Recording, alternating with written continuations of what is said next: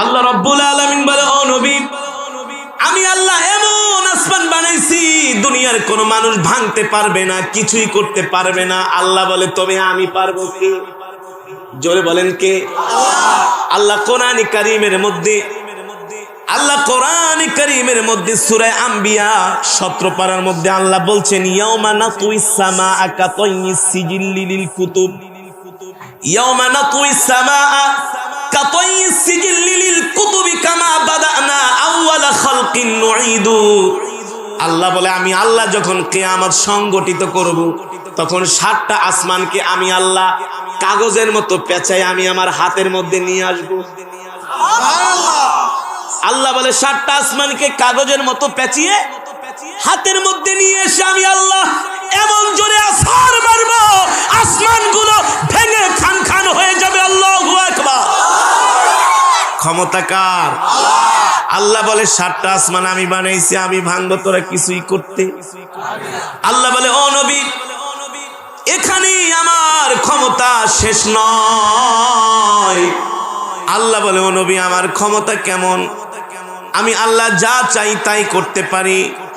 আমি আল্লাহ যদি চাই কোন স্ত্রী পেটের মধ্যে আমি আল্লাহ স্বামী ছাড়াও সন্তান পারে কি পারে না? পারে না? আপনারা জানেন আল্লাহ তাআলা একজন পয়গম্বর পাঠিয়েছেন, তার নাম হচ্ছে ঈসা, তার মাতার নাম হচ্ছে মারিয়াম। কি? তার মাতার নাম হচ্ছে মারিয়াম আলাইহিস সালাম। আল্লাহ তাআলা বলে, আমি বিশ্ববাসীকে দেখানোর জন্য আমি আমার ক্ষমতা প্রদর্শন করব। আমি এমন নিদর্শন বিশ্ববাসীর সামনে তুলে ধরব, তারা কোনোদিন আমার ক্ষমতার বিরুদ্ধে চ্যালেঞ্জ করতে পারবে না। আল্লাহু আকবার। আল্লাহ বলে, কিভাবে আমি দেখাবো?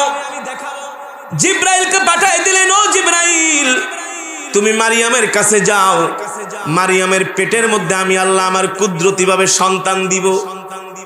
সন্তান হতে হলে একজন স্ত্রী মহিলাকে অবশ্যই তার বিবাহ হতে হয়, স্বামীর সাথে তার ঘর করতে হয়, এছাড়া সন্তান জন্ম দেওয়া সম্ভব নয়। আর একটা অবৈধ পন্থা হচ্ছে তার জিনা করতে হবে অন্য পুরুষের সাথে, এছাড়া সন্তান জন্ম দেওয়া সম্ভব।